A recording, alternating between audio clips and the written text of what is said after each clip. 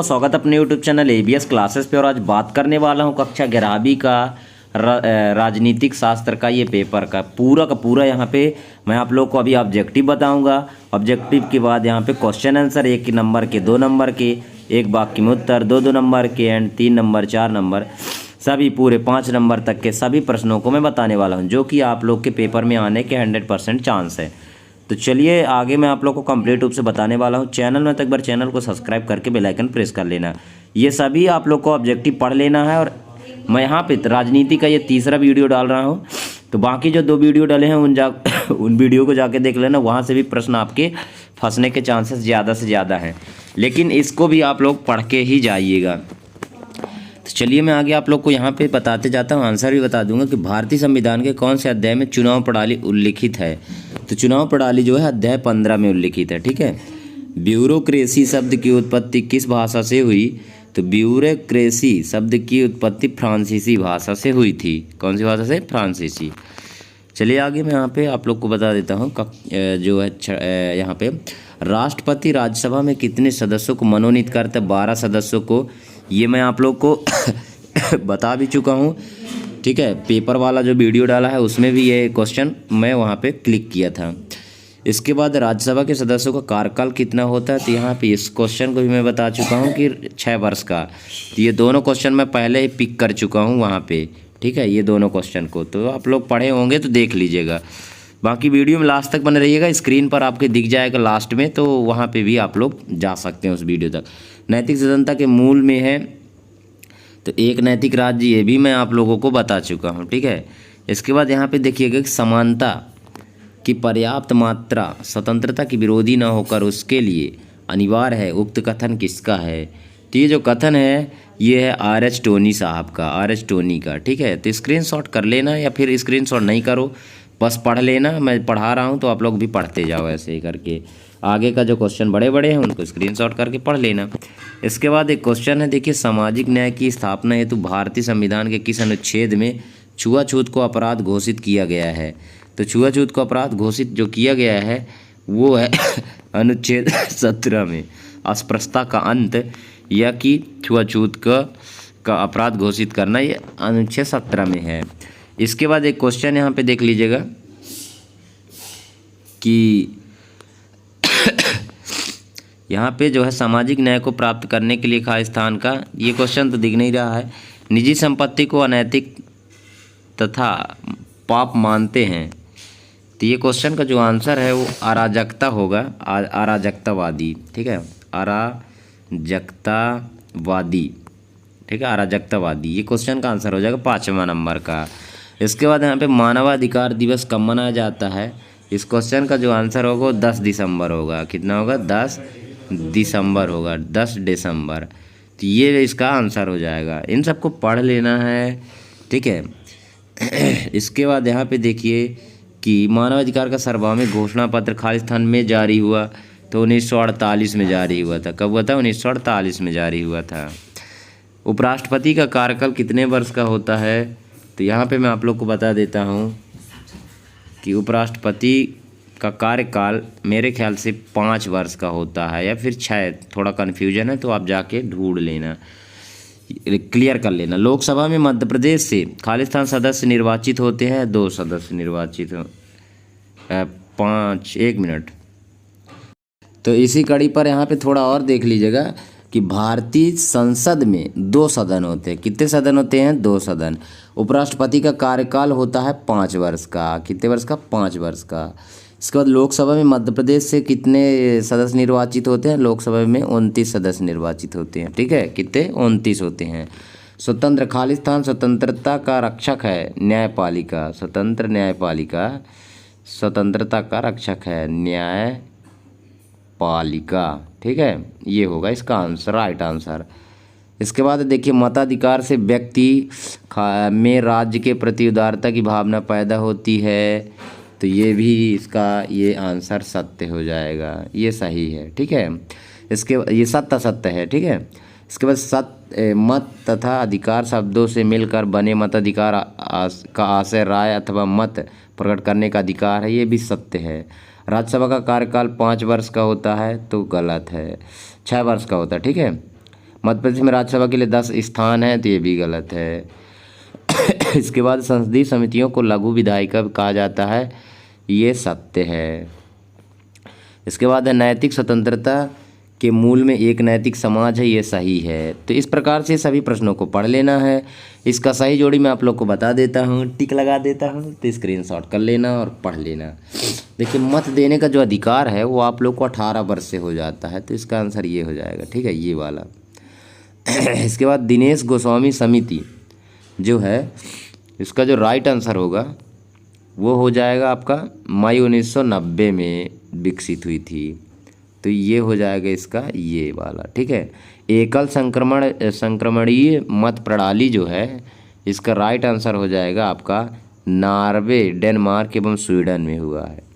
इसके बाद वयस्क मताधिकार सिद्धांत का खंडन किसने किया था या कब हुआ था, तो चौथे का जो आंसर है वो हो जाएगा, इसका आंसर होगा सर हेनरी मैन ने किया था, ठीक है, खंडन कर दिया था। इसके बाद निरक्षरों को मताधिकार का विरोध किया गया है, निरक्षकों को मताधिकार का विरोध किसने कहा है, तो ये J.S. मिल ने कहा है। चुनाव कोटा प्राप्त करना जरूरी है, तो ये छठवें का जो आंसर है वो हो जाएगा एकल संसदीय सदस्यीय मत प्रणाली होगा। भारत में मताधिकार की जो आयु है वो हो जाएगा, क्या हो जाएगा, 18 वर्ष होगा। अब मत देने का अधिकार जो है, सॉरी, इसका होगा राजनैतिक अधिकार है, ठीक है, राजनैतिक अधिकार। तो इसको थोड़ा सा मिला लेना, एक ठो मिस्टेक हो चुका है मेरे ख्याल से, तो ये कंप्लीट रूप से यहाँ पे आपका आंसर हो जाएगा। आगे चलते हैं, स्क्रीनशॉट कर लेना। इसके बाद देखिएगा, बेंथम तथा डेविड हेयर ने किस मताधिकार का समर्थन किया, तो महिला मताधिकार का समर्थन किया था। इसके बाद है फ्रांसीसी भाषा के ब्यूरो शब्द का अर्थ जो है, इसका जो क्वेश्चन का आंसर आदर्श निर्वाचन प्रणाली के एक प्रमुख तत्व लिखना है, तो इसका हो जाएगा गुप्त मतदान। गुप्त मतदान, महादान, मतदान, ठीक है, ये हो जाएगा। इसके बाद देखिएगा, फ्रांसीसी भाषा के ब्यूरो शब्द का अर्थ जो होता है इसका अर्थ होता है विभाग। क्या होता है, विभाग। इसको भी आप लोग पढ़ लेना है। भारत की केंद्रीय व्यवस्थापिका को क्या कहा जाता है, तो कहा जाता है भारतीय संसद कहा जाता है, भारतीय संसद, भारतीय संसद, ठीक है। इसके बाद है कौन सी स्वतंत्रता जन्मजात मानी जाती है, तो प्राकृतिक स्वतंत्रता जन्मजात मानी जाती है, क्योंकि जन्म से आपको प्रकृति के द्वारा स्वतंत्रता मिली। वर्तमान में व्यापक रूप से स्वीकृत आदर्श कौन सा है, तो समानता है। क्या है, समानता। इसके बाद न्याय के कितने प्रकार हैं, तो 2 प्रकार हैं। कितने हैं, 2 प्रकार।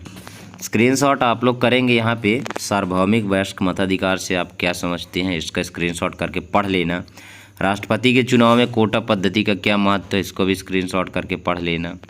व्यवस्थापिका का आशय स्पष्ट कीजिए, ये क्वेश्चन जो बहुत ही महत्वपूर्ण क्वेश्चन है, और ये क्वेश्चन आप लोगों के में ज़्यादा से ज़्यादा आता है, इसलिए इसका स्क्रीनशॉट कर लेना और पढ़ लेना। बाकी जो मैं 2 वीडियो और बताया हूँ उनको भी जाके एक बार पढ़ सकते हैं आप लोग, क्योंकि वहाँ पर और भी ब्रह्मास्त्र रूप से जो इम्पोर्टेंट हैं वो मैं बताया हूँ, तो वहाँ पे जाके देख सकते हैं। स्वतंत्रता के कोई 2 प्रकार लिखिए, ये भी है। एक मैंने पेपर फॉर्मेट पर भी डाला है, तो उसको भी जाके देख लीजिएगा।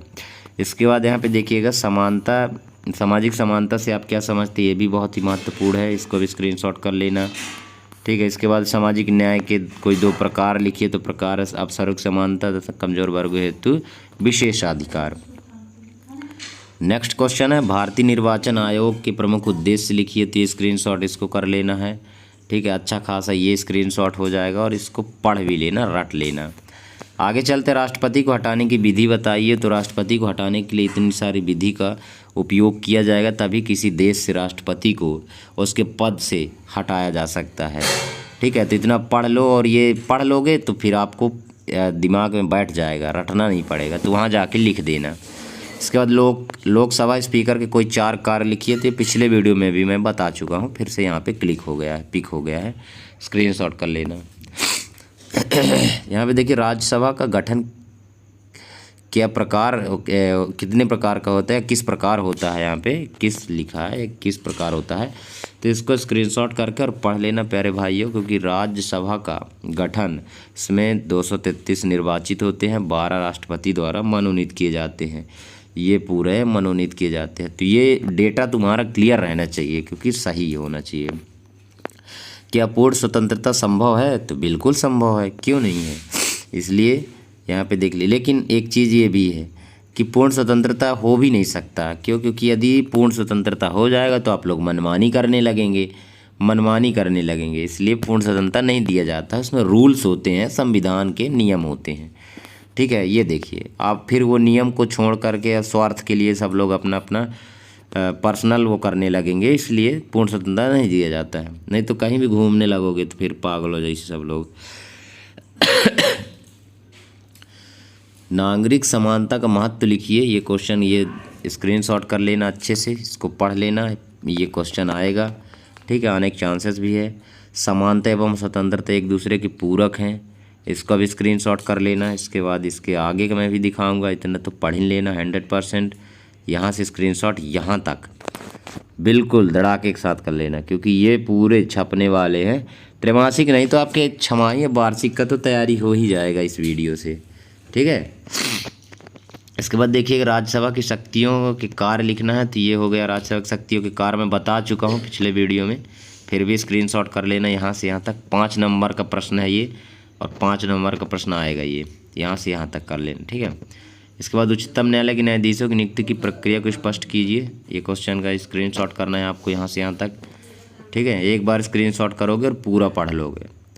आप लोग के लिए मैं पूरा का पूरा रेगुलर, और जैसे ही त्रैमासिक पेपर हो जाए उसके बाद मैं पूरा क्लास भी लगाऊंगा आप लोग को, आप लोग को पढ़ाऊंगा भी। तो वहाँ भी आप लोग पढ़ लिया करना, डेली जुड़ जाया करना, तो पढ़ लिया करना। कोई दिक्कत होगा तो भी मैं बता दिया करूँगा, ठीक है। तो आई होप आप लोग को यहाँ पे कंप्लीट रूप से मैं इतने सारे क्वेश्चन करा दिया हूँ। इतना पढ़ने पर यदि 4 से 5 क्वेश्चन भी आ गए, यदि मान लीजिए 20-25 नंबर का फंस गया, तो सोचिए कि 10 मिनट की वीडियो में यदि आपको 20 से 25 नंबर मिल जाते हैं तो 2-3 वीडियो में आपके पूरे कवर कर दिए। इसीलिए मैं आप लोग को 11वीं राजनीति का 3 वीडियो अपलोड कर चुका हूं, जो आपकी स्क्रीन पर दिख रहा, देख लीजिएगा। एक वीडियो ये है और एक दूसरा वीडियो ये रहेगा यहाँ पे स्क्रीन पे, थोड़ा सा बाद में लास्ट में दिखेगा। तो चैनल में एक बार चैनल को सब्सक्राइब जरूर कर लेना, बेल आइकन प्रेस कर देना, और टेलीग्राम पर ज्वाइन कर लेना, ताकि यहाँ पे PDF भी मैं दे सकूँ। और बिल्कुल चैनल को सब्सक्राइब कर ही लेना, मैं एक बार नहीं कई बार बोल चुका हूँ। और यहाँ पे देखिए आपके स्क्रीन पर ये वीडियो लगा हुआ है, ये video first video and second दोनों को देखिए, और इनको भी देख लीजिएगा। तो इतने में पूरा तुम्हारा त्रैमासिक कंप्लीट हो जाएगा राजनीति का। मिलते हैं नेक्स्ट वीडियो में। वीडियो कैसे लगा लाइक करके दोस्तों में शेयर कर दीजिएगा। धन्यवाद।